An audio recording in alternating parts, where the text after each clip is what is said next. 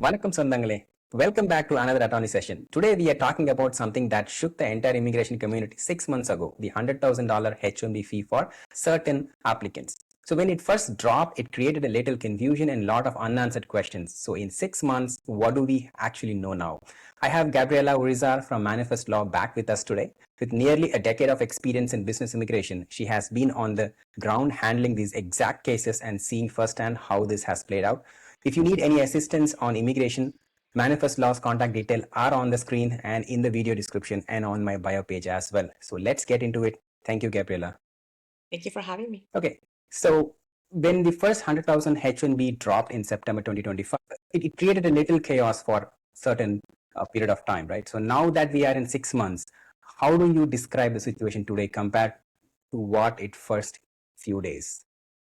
Big difference, right? So when the $100,000 fee was first announced back in September of 2025, it was an absolute chaos, right? There was zero guidance from the government. It was completely unexpected. And the initial interpretation was that it applied broadly, right? It didn't make a distinction whether it applied only to a certain group of people. The way it came out, it was deduced that it applied to all H-1B holders who were outside of the United States, even people who had a visa. So I had clients literally on a plane and the plane was about to take off. And I think everybody watched the news, right? Where people had to like disembark and leave the plane because they didn't know if they were going to be able to come back to the US, and they have jobs here, they have families. So they got off, there were attorneys calling their clients. Everybody was panicking. Fast forward 6 months later, of course, the panic has gone down, but there's still a lot of uncertainty and clarity, and I think we're going to get more into it later on today. But again, right, like it's a very complex rule. The government hasn't really given a lot of guidance on how it applies, where it applies. The guidance they have provided is very generic, broad, and in some instances, it even contradicts itself. And we've seen situations with two identical cases where the $100,000 fee has applied and the other one, it hasn't applied. So again, right, like inconsistencies, lack of clarity, lack of transparency, but not as chaotic as it was last year. Okay, and one distinctive feature which I actually noticed, they said that it is new H-1Bs only. So at that point of time, they did not define what is new H-1B actually mean. Do we have some definition right now, or is it still the case? So we'll still have the uncertainty. So this is where the problem is and where the confusion is, right? So on one hand, and people can go to USCIS website and look this up, but on one hand, it says that it applies to new H-1B petitions filed on or after September 21st, 2025. But on the other hand, it also talks about people who are outside of the United States and who do not have a visa stamp. So the way that it was written as an attorney, when you interpret text, if you have an A and D, it means that both conditions have to apply for the fee to apply, right? For the rule to apply. So if the government is saying that it applies to new petitions for people who are outside of the United States and do not have a visa stamp, you're thinking as an attorney that it applies in those conditions, right? Like you actually have to lack a visa stamp. But then what happens if the person is outside of the United States, has a valid visa stamp on their passport, and their employer files a new petition in the US while they're still outside? We don't have a lot of clarity on that. So I think that's one of the issues. And the other issue, of course, is how do you interpret what a new petition is?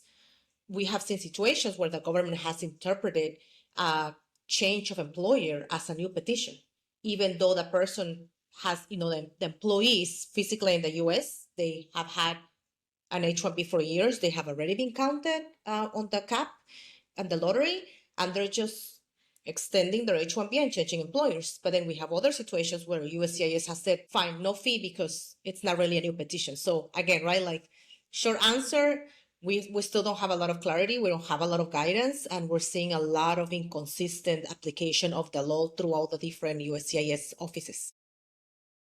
Okay, So it was a little interesting then. Look, if someone is already in the US on H-1B and switches employers, is that considered a new petition, and does that 100,000 fee apply? I mean, when you answered the earlier question, you said like there's still some confusion between cases. So do we have a case where for same criteria for two-person, they said, okay, for one they want $100,000 fee and one they don't?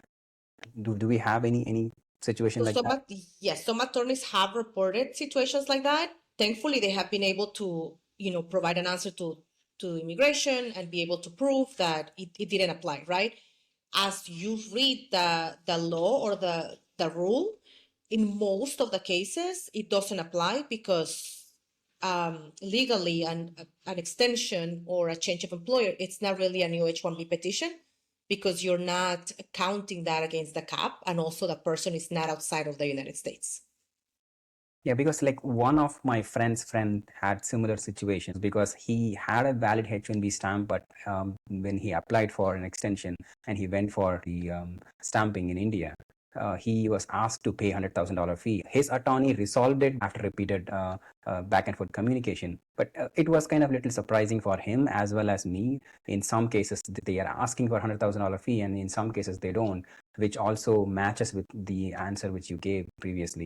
So if we get a request for $100,000 fee, we don't need to panic. Like the attorneys can take care of it. That's interesting information. And also, there's a trend we are hearing about that since $100,000 fee hit, the percentage of H-1B approval filed from within the US has significantly gone up. Do you see that in your firm as well? No, generally, I think that's something that we're seeing, not only at the firm, but other immigration practitioners. And it's not surprising, right? So if you think about all the changes that have happened with the H-1B recently, major scrutiny, the heightened scrutiny, the social media vetting, all of the obstacles that have been implemented towards this visa have happened usually for people who are outside, right? Like the heightened level of scrutiny for people who are trying to come inside the US. What the $100,000 fee did, whether intentionally or not, was to create a strong incentive for the employers to prioritize candidates who are inside of the United States. So when you remove the certainty of the potential cost and whether or not it's going to get approved or it's going to be subjected to the social media vetting, employers are more likely to choose someone who is here in the US, right? So we have seen throughout the immigration practice that the approval has been good for H-1B petitions that are filed within the US. Yeah, I also read it was something around like 96 to 97% from the data. So it's good. I mean, at least this time around, it is little good. So Which is interesting, because back in 2018, I don't know if you remember that there was massive scrutiny on the H-1B, especially people who are in computer-related occupations. I think the denial rate was one of the highest that I've seen it in my was career. at one point of time, it was 33%. Wow. Yeah, it was. Yeah. So I gone through that. It was at one point of time, it was like almost 33% at one point, but now it is like way good. Like whoever is inside US, the approval rate right now, as per the data, is like almost 96 to 97. Unless you have very a black mark in your resume or like your job, you should be good. Right. Yeah, I agree. So my next question is for someone who just found out they were not selected in the H-1B lottery this year, what are the realistic options they have right now? So something that I always tell clients, even people who are interested in the H-1B, is not to put all of their hopes and dreams and future in the H-1B, because at the end of the day, it's a lottery. So the H-1B, even with all the scrutiny, even with all the obstacles it's been facing this past year and a half, the H-1B is still an amazing visa, right? Like it has dual intent, like it allows people who are from countries that have a backlog like India and China to continue to extend it past the max out if they have an approved I-140. It is a really good visa, but again, it's a lottery. So now with the different changes that we've seen in terms of the wage levels, it has made it a little tougher for people to get selected, especially people who are at an entry level position. So even before all these changes, I've always advised my clients to, of course, look into the H-1B, but parallel to that, apply to other type of visas or explore other visas. And I think this is very important for students right now who are thinking of staying in the US and having a career here, take a look at the O1. The O1 is for individuals who have built a strong profile in tech, business, art, sciences, and it can be a very powerful alternative because it's based on your qualifications and the work that you put in, right? Your luck is not put on a lottery. It's actually, you have a lot more control over your career and your life in the US. Another type of advice that I give clients is look at your nationality and see if you qualify for a special type of visa like the TN. If you're Canadian or Mexican, that's an amazing visa as well. Very high approval rates. If you're Canadian, you don't even need to go through the consulate. You can just have an application and apply at the border, at the port of entry. So great option. And another option that I love is the L1. And this is for people who are interested in working for large companies who have branches in other countries.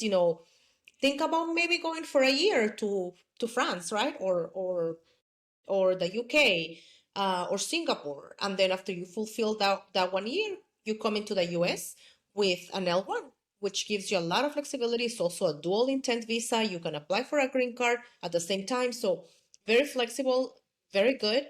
And then the last option that I talk to my clients about is to start thinking about self-petitioning green cards. And this goes especially to people who don't really like their job and they want more flexibility. They don't want to be tied to one employer forever or until they get their green card, to start thinking about the EB2 national interest waiver, right? Or the EB1A. So again, this allows for individuals to take control over their immigration process without having to rely entirely on a job offer, on an employer, especially now where we're seeing a lot of layoffs from these very stable, large companies that provided a pathway to a lot of people who were trying to be here in the country. That's all I have, Gabriela. Awesome. So, I mean, this proclamation was intended for just 1 year. Do you think that it would be extended? Right. I cannot tell because I don't know what the government intentions are, but my personal feeling is it's going to be extended because we're seeing that the government is becoming even more restrictive on H-1Bs. Actually, we just published an article today about a proposed rule that they're trying to pass, which is gonna completely limit H-1Bs, get rid of them, not allow government employees to be on H-1Bs, they're recommending to get rid of the H-4, they're recommending to get rid of the OPT. So again, it's a proposed rule, like, it has to go through the rulemaking process, right? But it's the government is shifting towards being more restrictive for H-1Bs rather than away from it. Like, see what happened in Texas and Florida, where they put restrictions on government employers, right, to sponsor employees on H-1Bs. So we're monitoring all of that, but my personal feeling is that it's probably going to get extended. I understand that the proposed rule you are talking about is introduced in Congress. My personal feel is that that bill may not come to floor for voting because I've seen many such bills in the past, but this is very restrictive and I don't know, we'll see how it goes. So that's all I have, Gabriela. And thank you so much for your insight and thank you so much for your time. Thank you for having me. Thank you. Awesome. Thank Bye, you so take care. Bye-bye.